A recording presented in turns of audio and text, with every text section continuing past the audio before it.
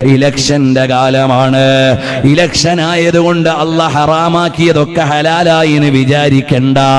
50% പെണ്ണിന് സംവരണമുണ്ടെന്ന് കരുതി മതം നിഷിദ്ധമാക്കിയത് ഹലാലായിട്ടില്ല, വിലക്കിയത് ഹലാലായിട്ടില്ല.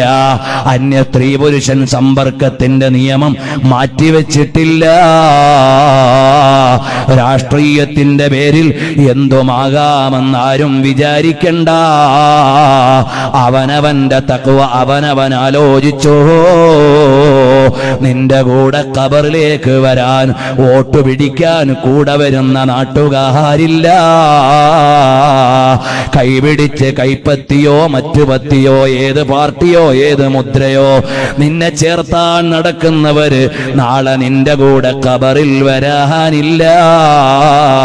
വോട്ട് തന്നവരില്ല, വോട്ട് പിടിച്ചവരില്ല, കൂട്ടുപിടിച്ചവരില്ല, സ്ഥാനാർത്ഥിയാക്കിയവരില്ല.